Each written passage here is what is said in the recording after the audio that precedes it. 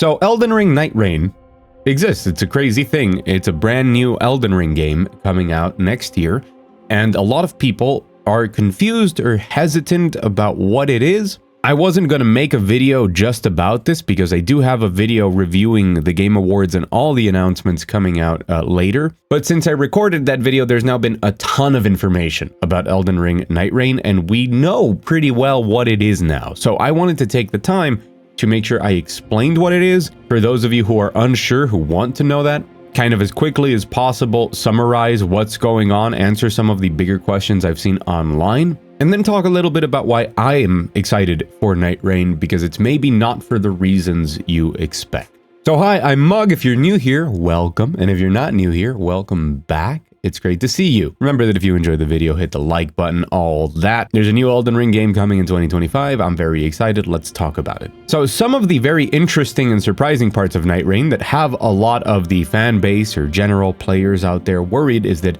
this is a survival co-op multiplayer game, and that sounds confusing. I've also seen people compare it to Fortnite, which is, in my opinion, not a very fair comparison. I would say something like Hades is a better comparison here. But I'm getting a bit ahead of myself. Let me break it down bit by bit. First, very big question everybody seems to be asking, can you play alone? Yes. Yes, you can. We don't know how that's going to affect balance, though. There is no cross-play. It's still the same password system as always, but there is random matchmaking. Take that as you will. Now, what is this survival co-op thing? Well, Nightreign is a roguelike. That is the correct definition of it, at least in my opinion. It does away with a lot of stuff from Elden Ring and kind of streamlines it into the loop of exploration, combat, getting stronger, and boss fights, and just repeats that over and over while trimming away a lot of the other things. And I know the other things, the immersion, the world, the take it at your own pace exploration are things that people really enjoyed,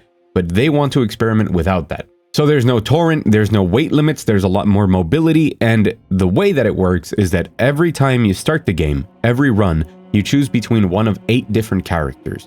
Each of these characters have different unique abilities, passives, and are more or less designed for a certain type of build. You can level up manually throughout the game and put in stats wherever you want, but there's also an auto level up system that kind of makes them fit into what they are supposed to be, fits better with their unique abilities. We're talking about, for example, the tanky character is the one that you see in the trailer that has this giant flying dive bomb move that debuffs enemies. You have the Duchess, which is that Bloodborne sidestep character that's more of an assassin. There's a very much Sekiro-style character that has the parry function from Sekiro. So each of these characters is very different. You choose one of them, and the basic layout of the game is that you go into a randomized version of a new Limgrave, but it is a version of Limgrave that's like twisted from an alternate dimension. This is why apparently there's some stuff from other Dark Souls games in there. We'll get to that in a bit. Anyways, every time you jump in, the map is randomized. Sometimes it's more extremely randomized than other times. They have said in interviews, and that the build that a lot of people play doesn't have all of that fleshed out. But once you jump into the map, you have around 45 minutes to play the game. That's how long runs are. That's where the survival mechanic comes in, because every day is around 15 minutes long, I believe. I've seen some people say it's 10 or 15. I think that the variation there might come from something regarding the boss fights. Had to read a lot of different articles and interviews to make this, by the way, and I'll link the ones that I think are the best in the description down below. Specifically the ones with all the hero abilities, if you want to check those out, because those are really cool. But in those 45 minutes, those 3 days, each day has you exploring and fighting as quickly as possible, leveling up by killing mobs, finding gear. This time around, there is color-coded gear, as in normal, rare, magic, epic, legendary, things like that. And as the day progresses, a circle of rain shrinks, and then you have to fight a boss at every night. The third night, you have to fight a Night Lord, and there's a total of 8 Night Lords that get progressively more difficult, which is where the meta progression comes in, of making sure that every time you do a run, you have a new objective of taking down the next subsequent difficult Night Lord. There is meta progression in the form of relics, which are these boosts that you can give your character, and there are rewards for completing runs and certain currencies. I believe it's called Merc. which allows you to buy skins and some of that meta progression. We don't know what other forms of meta progression there's going to be, but obviously it's a big focus of the game because you have those 8 Night Lords to go through. When you look at that and you look at the 8 different heroes to play and the builds that could potentially come up in that roguelite style, I think there's a lot here. The only big question for me is how much the environments are going to change in a way that makes the replayability of it really good. Apparently, even though it's standalone, it's going to be priced the same as Shadow of the Erdtree, so that'll be $40. This is not a live service. They've said very clearly, you know, it's an experience, comes out like that. It's multiplayer focused, but that doesn't mean it's a live service or anything like that. And now that I've explained a bit more, I hope that the Hades comparison makes more sense, right? You're picking the equivalent of like a weapon, an archetype that you want to follow for each run, and then you're progressing through the game in multiple loops that are randomized to try and get farther. Every time that you lose, you go back to the round table hold where there's all these NPCs, specifically the other heroes that you didn't pick, and there's lore and story to accompany it and crazy stuff that goes on there. There are some other interesting additional details here. There's things like how the actual gear progression is going to work throughout a run. So for example, you can equip 6 weapons. Since there's no weight limit, you don't have to worry about that. But each weapon that you have equipped gives you a passive, even if you don't have it in your hand, even if you don't have it out. So you just kind of put weapons in there for their passive sometimes, which makes sense. It's kind of like a lot of the skill upgrading that you would see in other roguelites, except here it's tied to your level ups and to the weapons and the relics that you equip. It really does, when you start looking at it that way, it really is just Elden Ring the roguelite. What I find the most interesting about Nightreign is the general concept of it, of trying to distill a lot of what Elden Ring is into this crazy, almost multiverse style fan fiction, kind of like I think it kind of reminds me of something like Warriors Orochi, if you're a fan of Dynasty Warriors, where they put in all of the characters from Musou games. It feels like that, but for Souls-likes. What I think is the most interesting is what Junya Ichizaki has said, which is the new director of this game. The idea of the game came about because he was working on the battle system in Elden Ring, on the combat system, and Miyazaki came up to him and said, wouldn't it be good at this point for you to direct the game? And he was like, well, I guess, but like, we're doing Elden Ring. He was like, well, start working on a game.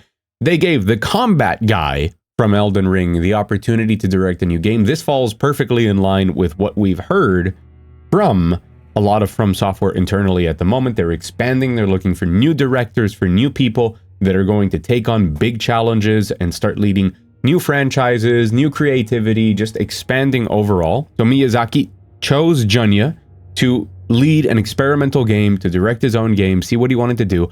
And since he was working on Elden Ring, he wanted to try something different with the combat. He wanted to explore further what the flow of combat is in Elden Ring, a bigger, more massive, more complex scale, while also streamlining some of the features. So that led him to this roguelike system. What I find interesting is that Junya himself says in an interview that because of how From Software works, instead of focusing tons and tons of time on creating new stuff for Nightreign, they wanted to focus on the core design of the game and the core mechanics that the player has in combat, which you can see in all the different types of heroes, and how they're using pretty much everything in the combat toolbox, not just of Elden Ring, but of all of FromSoft's games since Demon's Souls, basically. And that is one of the reasons when trying to put forward a roguelike that requires a lot of randomization and a lot of different enemies, they seem to be finding excuses to throw in old Dark Souls bosses.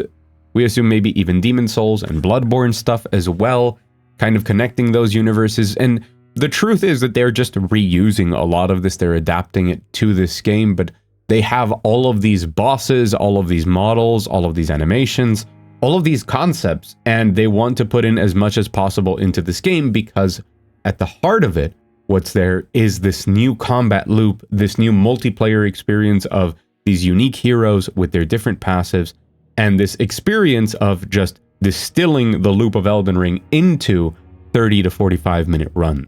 I don't think that's going to be for everybody. I don't think that's something that a lot of people enjoy. I do really like roguelites, and I'm the type of person that really enjoys Elden Ring, I think a lot of people do. Some of the most popular mods are things like randomization. A lot of people really like the co-op because seamless co-op is a really important mod. Very, very popular. So I think there is definitely an audience for this.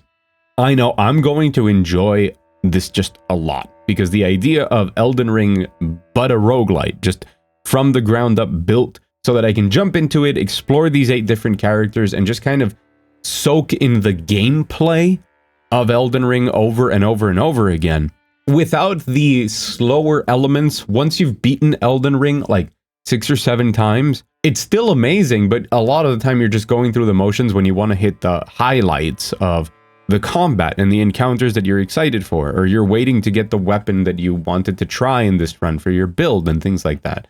So just giving me that is great because it's like, yeah, put it in right now. Just give me the good stuff.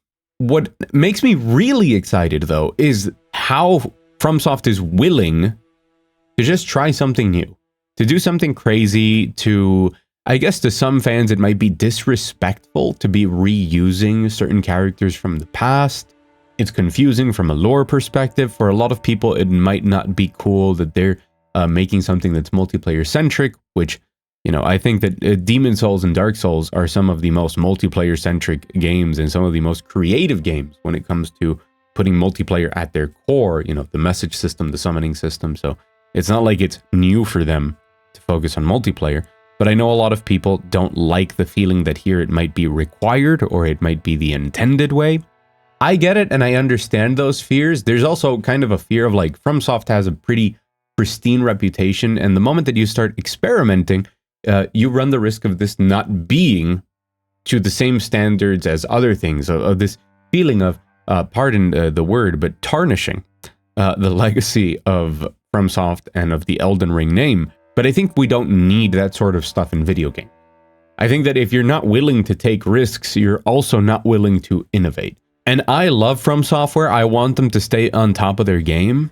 I'm not here to blindly praise everything they do. If you're a fan of my channel, you've probably heard me criticize or at least have some negative opinions about stuff regarding FromSoft before. But I do think they're one of the most incredible developers in the world. But that's not measured exclusively on the amazing games they make. It's also on the risks they take, on the willingness they might have to have something different that can flop, that cannot be for everybody. But I applaud the idea of, let's go crazy with it. I made a video not too long ago talking about the future of Soulslikes, and that'll be linked in the description along with all of the sources for all of the information I'm giving you here, all of the different previews that I scoured through for this info. Very quickly, just want to say I was right. But aside from that, finding the direction and finding what they want to do requires that experimentation. And I think that's exactly what they're doing here, and I think that's cool. I'm in for the ride. I want to see what these guys are capable of doing when they take the restraints off. New director, trying something new, going completely crazy from what we see in the trailer, and just having fun with it, being experimental. It feels like a game that's ridding itself of the expectations that might be associated to the words Elden Ring, and is saying, we need to try something new. We think this is really fun. We think this is something people who like Elden Ring will enjoy. Let's not take ourselves too seriously. Let's try something new. And I feel like we're at a point in video games where something new is more and more rare in the AAA space, specifically indie games, as always, doing phenomenal. And I don't want From Software to become the Souls guys. I would be much happier if From Software continues down a path where they end up making the next evolution. They come up with a whole new genre that people start to copy for another 10 years. And you'll never get that if you just sit in complacency, right?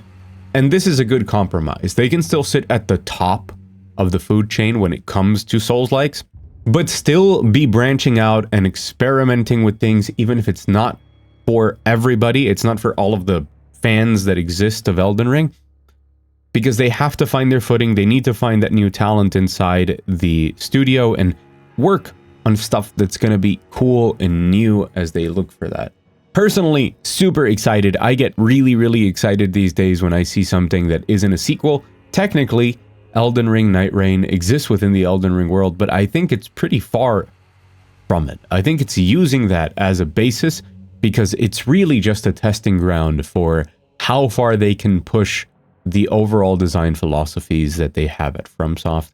I'm here for it. I don't know if you are, but I hope this video explained the basic idea behind Nightreign, gave you an easy comparison as we wait for more and more details to come up around the game, and gave you a bit of perspective on what I think From Software is doing. Let me know in the comments below how you're feeling. If this video helped out, make sure to leave a like. If it clarified some stuff, maybe informed you better of what's going on. And of course, if you want more news, reviews, opinions, and retrospectives, subscribe. Subscribe for more. It's always nice to have new subscribers. It's a pretty big family at this point. There's a lot of people here that are here to share their love for games, hopefully. I think that's what we're here to do the most. An extra special thanks to my patrons up on the $1 patron wall who support everything I do day in and day out. They have my eternal gratitude for that. More information on that in the link in the description. As always, go out there, enjoy some great video games, and I'll see you again very soon.